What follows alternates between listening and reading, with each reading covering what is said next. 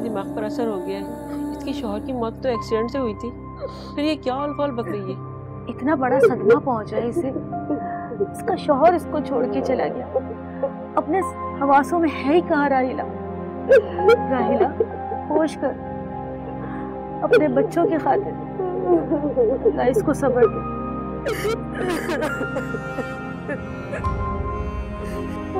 राहिला, लोगों के सामने ऐसी बातें मत कर। भाई की मौत एक्सीडेंट से ही हुई है, समझी?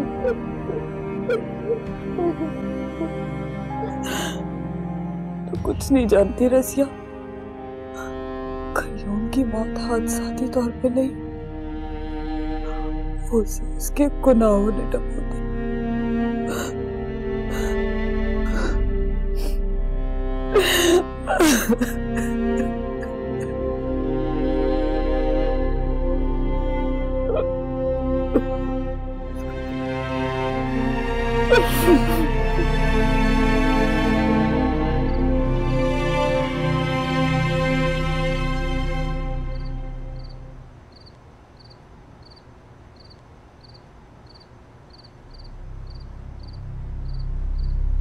मैं तुम्हारी तकलीफ से अनजान नहीं हूं सौलिया,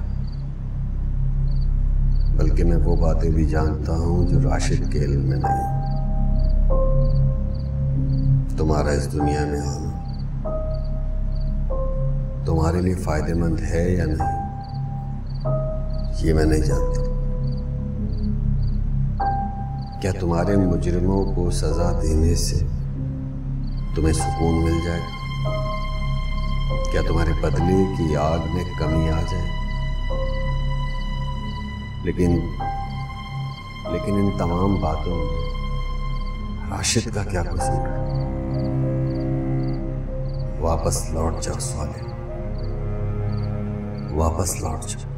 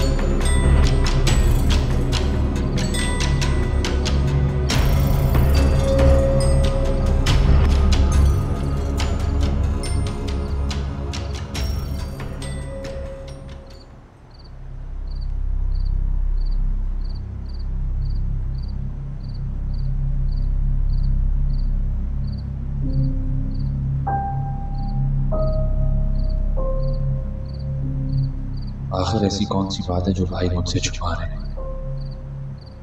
शम्स ने कहा था कि इसका पिछला अमल कई गिरहें खोल देगा, लेकिन फिर भी वो खामोश है। दोनों के दरमियान ऐसा कौन सा राज पोशीदा है जिसे दोनों मंजर यहाँ पे लगने से खौफ सकते।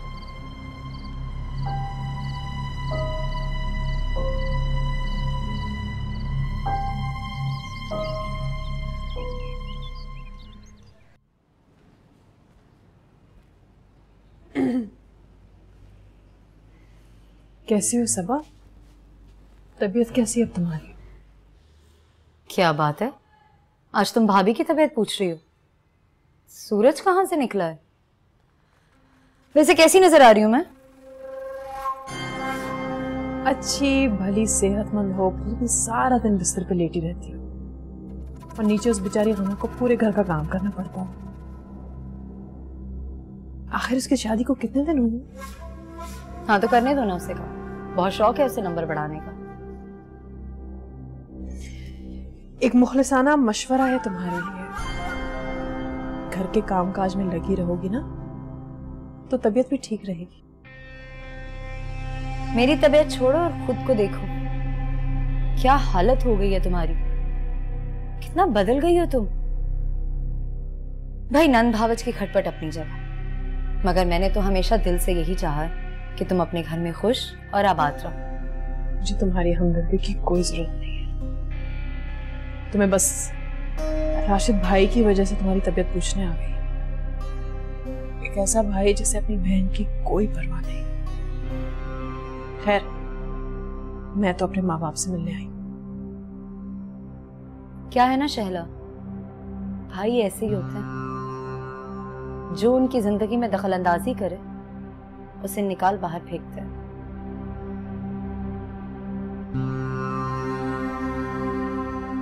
तरस आता है मुझे तुम पे सब। मैं तो वक्त के हाथों बेवा हो गई, लेकिन तुम तो एक उजड़ी सुहागन हो जिसका शौहर उसे कुछ भी नहीं समझता। मैं तो बस दुआ कर सकती हूँ तुम्हारे लिए, खुदा तुम्हारी हालत बेहतर करे।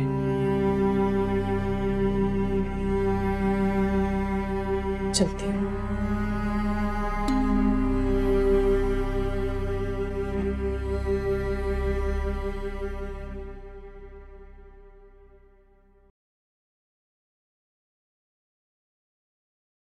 आपको पता है वो ना मैजिक से हमारी मामा की आवाज निकाल लेती हैं। और वो हमें मामा की आवाज में स्टोरीज भी सुनाती हैं।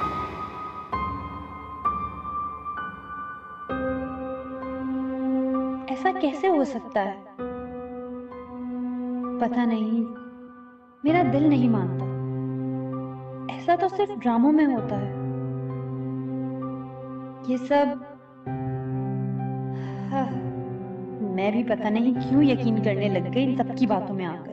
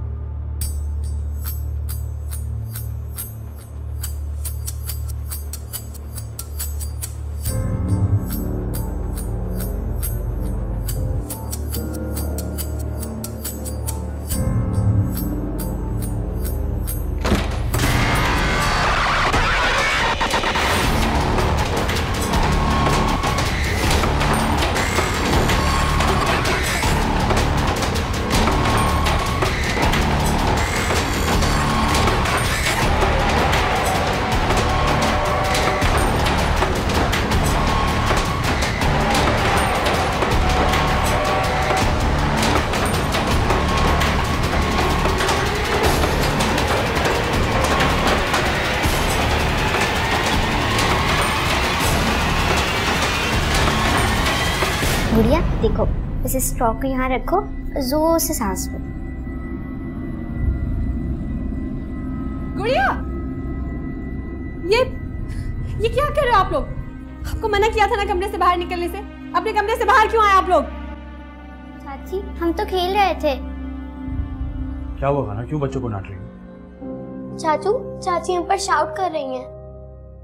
साजिद, अगर मैं वक्त पर नहीं आती तो गुड़िया इस मोमबत्ती पर लगी हुई आग को इनहेल कर लेती।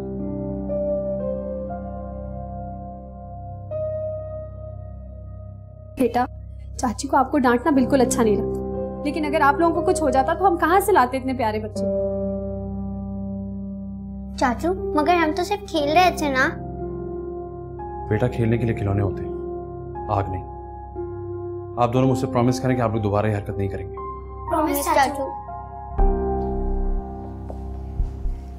चलो कमरे में।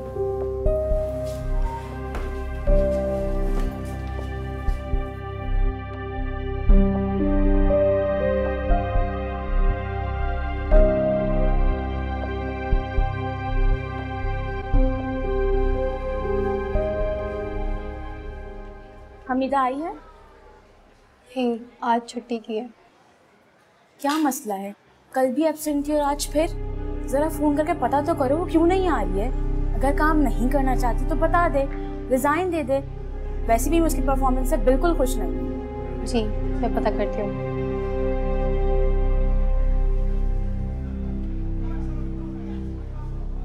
सबा, मैंने इसहाक की बात पक्की कर दी है और इस बात से मुतमईन हूँ कि लड़की खूबसूरत होने के अलावा सलीका शुमार भी है। आज तुम्हारे घर मिठाई भेजूंगी। मिठाई मत भेजिएगा, मेरी सास मुझे बातें सुनाएगी कि मेरे बगैर ही आपने इसहाक का रिश्ता पक्का कर दिया। ये अहमियत है मेरी महके में। अरे ये क्या बात हुई भला?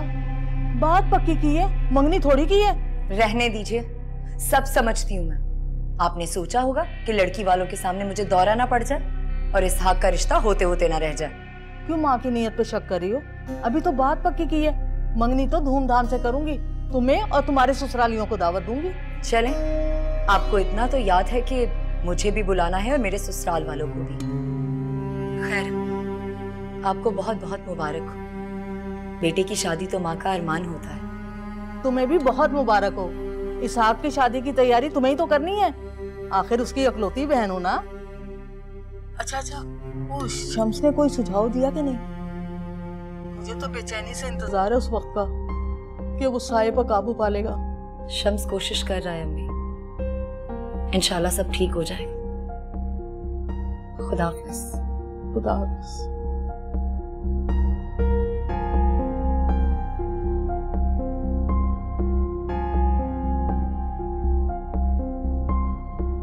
अरे भाई, किसकी खातिरदारी की जा रही है? हमें तो कभी जूस ला के ना दिया। वो सबा की तबीयत ठीक नहीं है ना। अच्छा, सबा की आवभगत हो रही है, इस काबिल नहीं है वो।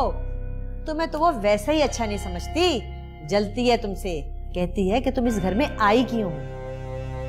मेरे लिए ये बात अहम नहीं है कि सबा मेरे बारे में क्या सोचती है। अहम ये बात है कि मेरा रवैया उसके साथ अच्छा होना चाहिए। अगर हम रिश्तों में जैसे को तैसा सोचेंगे तो माफ कीजिएगा, बस गया घर।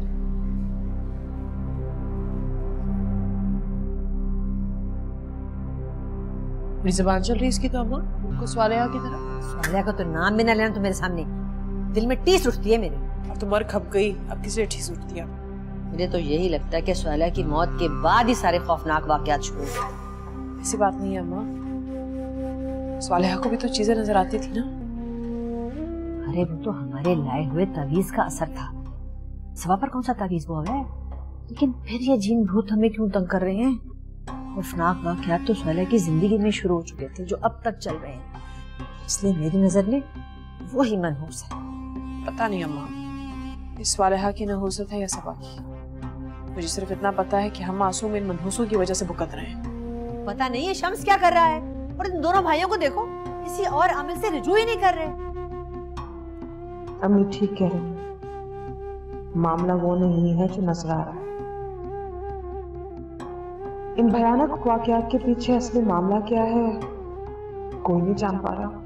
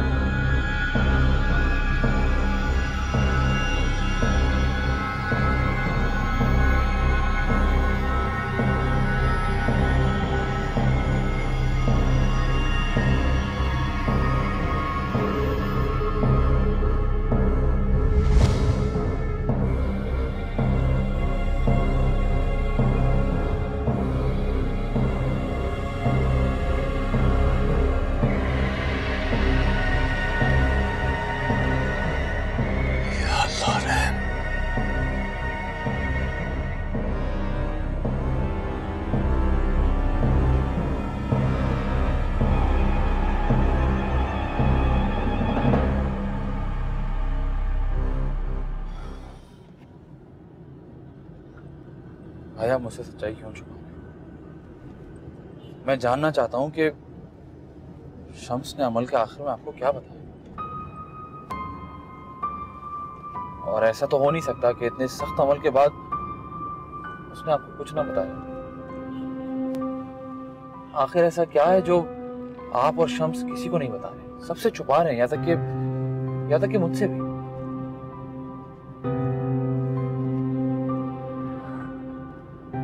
भैया आप कुछ बोल क्यों नहीं रहे? आप जानते हैं कि गना भी जद में आ चुकी है, ये मामला बिगड़ता चला जा रहा है। तुम बस गना का ख्याल रखो, मेरे पास तुम्हें बताने को कुछ नहीं है। आपके पास बताने को बहुत कुछ है, अगर आप बताना चाहें तो। लेकिन शायद आप मुझ पर भरोसा खो चुके हैं। शम्स ने जो मुझे बताया मैं अभी तुम्हें बता नहीं सकता। क्यों भाई? आखिर शम्स ने आपको ऐसा क्या बताया जो आप मुझे नहीं बता सकते? आखिर तुम इस बात के पीछे क्यों पड़ गए? जब वक्त आएगा मैं बता दूंगा। सही है, मैं अब आपसे दोबारा नहीं पूछूंगा, आपकी मर्जी है। ठीक है, तुम उतरो, मुझे एक जरूरी काम था ना, मैं आता हूँ। भाई इस वक्त आप मौसम देख रहे हैं, कभी भी बारिश हो सकती है, आपने कहाँ जाना है इस वक्त? मैंने कहा ना मुझे जरूरी काम है, तुम उतरो, मैं आता हूँ थोड़ी देर। ठीक है। मैं भूल गया था कि मैं शायद आपसे कोई भी सवाल करने का हक पूछूं।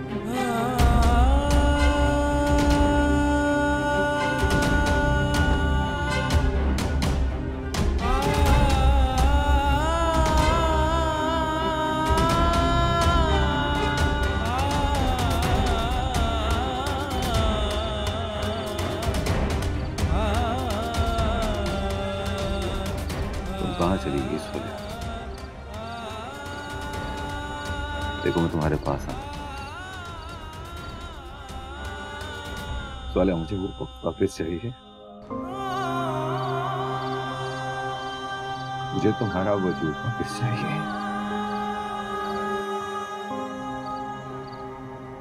लेकिन वैसे नहीं जैसे शम्स ने कहा। मेरी सोलिया किसी को भी मौत के घाट कैसे उतार सकती है?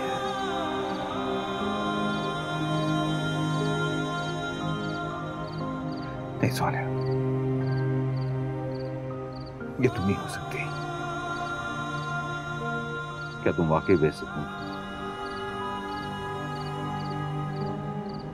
क्या तुम वाकई भटक रही हो?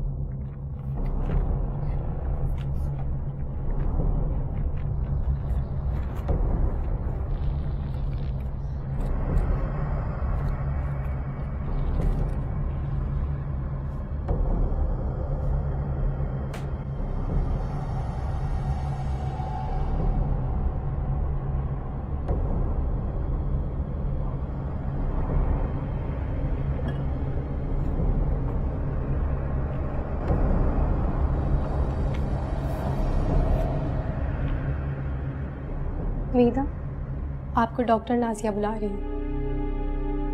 हाँ, तुम चलो, मैं आती हूँ।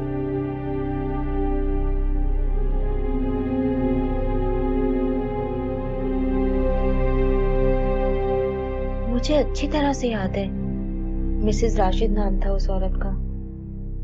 आखिर उसकी फाइल रिकॉर्ड रूम से कहाँ चली गई?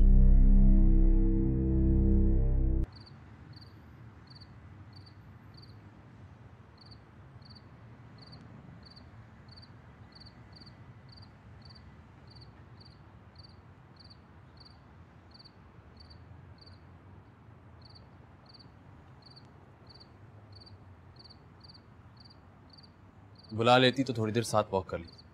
मुझ बेचारे को तुम दिन से कटा रही। ऐसी कोई बात नहीं। अंदर बहुत घुटन महसूस कर रही थी, इसलिए बाहर आ गई। क्या बात है, बहुत चुप चुप। साजिद, मेरे दिमाग से वो वाकया नहीं जा रहा जब बच्चियां आग से खेल रही थी। मैं समझ सकता हूँ एंड आई एम थैंकफुल कि तुमने सही टाइम पर पहुंचकर बच्चियों को बचा लिया। तुम्हें थैंकफुल मेरा नहीं, किसी और का होना चाहिए। क्या मतलब है, घर पे तो सर कोई और था नहीं, और जब तक मैं किचन में पहुंचा तुम एक सुपर हीरो की तरह बच्चियों को सिचुएशन से निकाल चुकी थी। अगर मैं वक्त पर नहीं पहुंचती तो गुड़िया आपको इनहेल कर लेती। कोई सुपरनैचुरल पावर मेरे इल्म में ये बात लेकर आई कि बच्चियां दूसरे कमरे में। वरना आप खुद सोचिए, मुझे कैसे पता चलता कि बच्चियां किचन में क्या कर रही हैं? इससे तो ये जाहिर होता है कि वो आसेबी कुव्वत किसी को मार रही है और किसी को बचा रही है। हम ये बात किसी को भी नहीं बताएंगे, प्लीज। स्पेशली राशिद भाई, बेचारे पहले ही बहुत परेशान हैं। ठीक है रही हो, मैं पिंकी और गुड़िया को भी मना कर दूं। और तुम राशिद भाई से क्यों नाराज हो? तुम्हें कैसे पता? क्या मतलब कैसे पता चला? इतना ऑब्वियस इग्नोर कर रहे हो तुम उनको। तुम्हें पता है कि एयरपोर्ट पुलिस को तुम्हारी बहुत सख्त जरूरत है। क्यों? क्योंकि तुम सूंघ के बता देती हो कि प्रॉब्लम कहाँ है। के बता देती हूँ एयरपोर्ट। साजिद,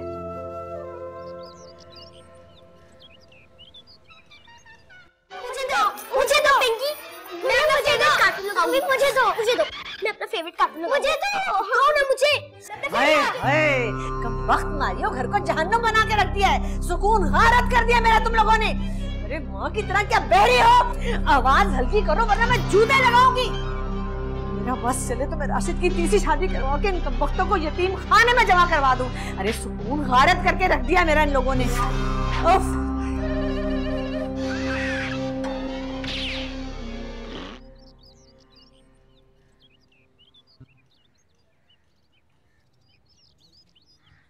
सब आखिर कब तक तुम मुझसे ऐसे नाराज रहोगे? मैंने तो सोचा था कि हम दोनों फ्रेंड्स एक ही घर में बहनों की तरह रहेंगे। घर, इस आसेब ज़दा घर में कोई बचेगा तो रहेगा ना। और रही बात बहनों की तरह रहने की, तो देवरानी और जेठानी कभी बहनों की तरह नहीं रह सकती। इतना नेगेटिव क्यों हो रही हो? जब सास और बहू माँ बेटी की तरह रह सकती हैं, तो हम दोनों क्यों नहीं? गना, तुम अपनी सास को अपनी माँ बनाकर दिखाओ तो मानूंगी मैं तुम्हें। इस घर में जो कुछ मुझे और सालेहा को मिला है ना, बहुत जल्द तुम्हें भी मिल जाएगा। फिर तुम्हें एहसास हो जाएगा कि तुमने खुद इस दोज़ख का इंतखाब किया था। बड़ा आगे पीछे घूमती हो ना इन लोगों के। देखो सदा, मैं जो कुछ भी करती हूँ अपनी खुशी से करती हूँ, ताकि घर में सब एक दूसरे से खुश रहें। ये लोग मेरे साथ कुछ भी करें, उनका फेल उनके साथ। हमें वही करना चाहिए जो हमें बेहतर लगे, बजाय इसके कि हम बुराई का बदला बुराई से लें। जब तुम्हें सब मिलकर इस घर में पागल साबित कर देंगे ना, तब तुमसे तुम्हारा जवाब पूछूंगी। अभी तो सब बहुत अच्छा अच्छा है ना। सबा, एक बात तो मैं तुम्हारी मान गई। मैंने इस घर में महसूस किया, इस घर में वाकई कोई गैबी चीज है। तुम हरगिज़ पागल नहीं। मैंने महसूस किया है किसी सुपरनैचुरल फोर्स को।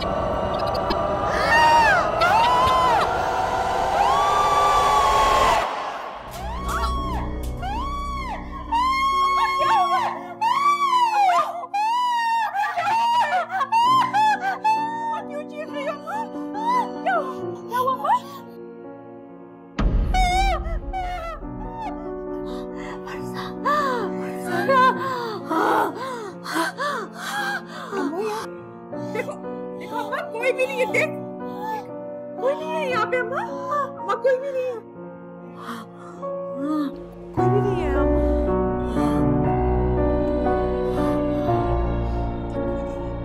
कोई भी नहीं है अम्मा।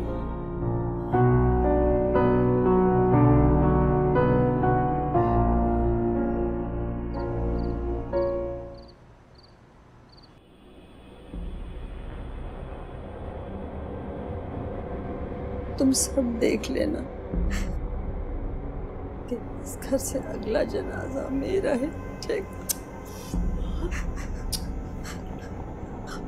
वो फरजाना है ना, वो मुझे अपने साथ ले जाने आई थी। मैंने मना नहीं है शैला, मैं मना नहीं चाहती, मुझे बचा लो शैला। मैंने किसी का क्या बिगाड़ा है, मुझे ये सब कुछ देखने को मिल रहा है। मैं तो इतनी मोहब्बत करने वाली हूँ। बुलाओ राशिद को और दिखाओ कि क्या हालत है उसकी माँ की, हैं? और मुझे तो समझ नहीं आता कि वो शम्स आखिर कर क्या रहा है। और राशिद इस कदर बेवकूफ है कि रोज उसकी बातों में आ जाता है। और इस घर में आखिर कौन सा कहत पड़ गया है कि हम कहीं और शिफ्ट नहीं कर सकते। नौकर रखने में तो उसे पैसों की कमी याद नहीं आती है। कुछ गलत तो नहीं कहा ना राशिद भाई ने? सच तो कह रहे हैं। अगर साहिब का ताल्लुक सिर्फ इस घर से है तो फिर मेरे घर में क्यों अजीबोगरीब वाकयात हो रहे हैं? मेरा शौहर क्यों मारा गया उस आई की जद में? तो कोई कसूर भी नहीं था। वसीम तो यहाँ आते भी नहीं थे। यानी अगर उस साये का ताल्लुक इस घर से नहीं है तो क्या हमसे है? मुझे नहीं पता, मुझसे क्यों पूछ रहे हैं आप? जाएं अपने उस शम्स से पूछें आप। हाय हाय, वो चुड़ैल मेरी कब्र की मिट्टी कूद रही है। बस वो मुझे ले जाएगी अपने साथ। अब तुम सब मेरे कफन दफन का इंतजाम करो। अरे फजूल बातें ना करो अतीका, तुमने कभी मेरी बात मानी है? मैंने तुमसे और इससे कहा था कि भाई नमाज पढ़ा करो, कुरान पाक पढ़ा करो, लेकिन मेरी बात को कभी अहमियत नहीं देते तुम लोग।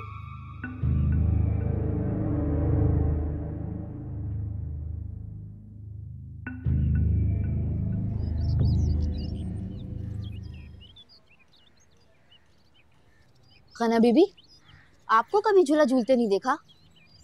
सालिया बीबी और सबा बीबी तो बहुत झूला झूलती थी। दिल तो बहुत चाहता है मगर मुझे डर लगता है। ये क्या मजाक कर रही हैं? भला इस झूले से किसको डर लगेगा? मैं आपको पीछे से धक्का दूंगी, आपको बिल्कुल भी डर नहीं लगेगा। अरे नहीं नहीं नहीं, अम्मी की तबीयत ठीक नहीं है, ऐसे में झूला झूलना अच्छा नहीं लगता। ये तो रोज का मामूल है, अब क्या जीना छोड़ देंगी? गलत बात है नज़मा। अरे कोई गलत बात नहीं है, मैं आपको झूला झुलाती हूँ, ये देखें।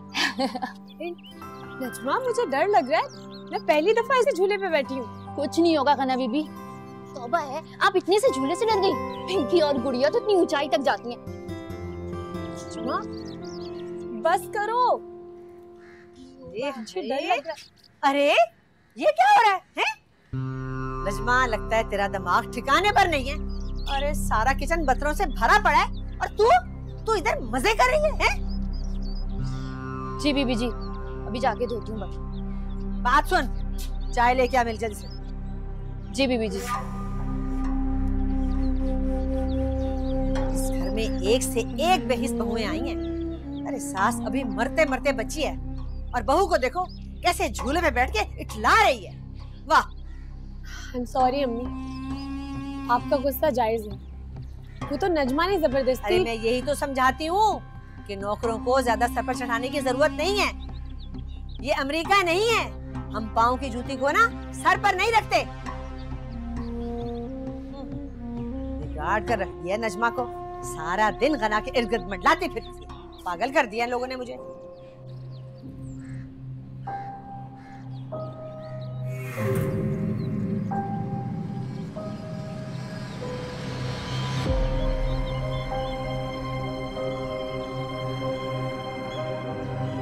कौन है? कौन है?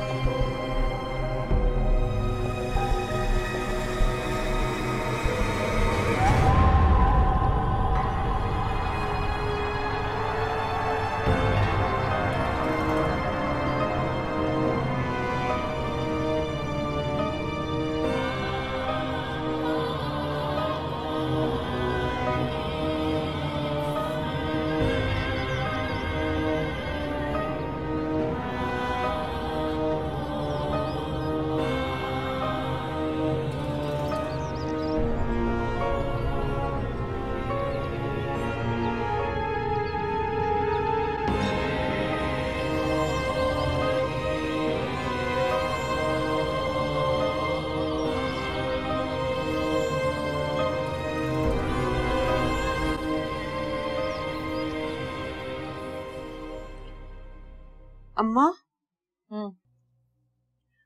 अम्मा अगर तुम बुरा ना मानो तो मैं एक बात पूछूं तुमसे? हाँ। डांटोगी तो नहीं? नहीं बेटा, मैं अपनी प्यारी बेटी की बात का क्यों बुरा मानूंगी? कुछ बातें मेरी समझ में नहीं आती अम्मा। स्वालेहा की तो तुमने जिंदगी हराम की हुई थी, सबा को खुली छूट दी हुई। कहीं तुम सबा से डरती तो नहीं अम्मा? अगर तूने आइंदा ऐसी बात की ना तो तेरी जबान खींच लूंगी। अरे सबा तो मेरे पैरों की धूल है, डरती है मुझसे, थर थर कांपती है मेरे सामने। रहने दे अम्मा, सब समझती हूँ मैं। क्या मतलब है? नहीं डरती वो मुझसे? नहीं नहीं अम्मा, डरती है, बहुत डरती है तुमसे अम्मा, बहुत डरती है। तू मुझे साफ साफ बता, तू आखिर कहना क्या चाहती है? मेरी प्यारी अम्मा, मैं तुम्हारी ही बेटी हूँ, पूरी बात नहीं तो कम से कम आधी बात समझ जाती। बात सुन शैला, अपनी माँ को कोई मामूली औरत ना समझना। इस घर से सबा का नाम मैंने हमेशा के लिए ना मिटाया ना, तो मेरा नाम भी अतीका नहीं है। तो देखना, मैं राशिद की नई दुल्हन भी लाऊंगी और अपनी गोद में अपना पोता भी खिलाऊंगी।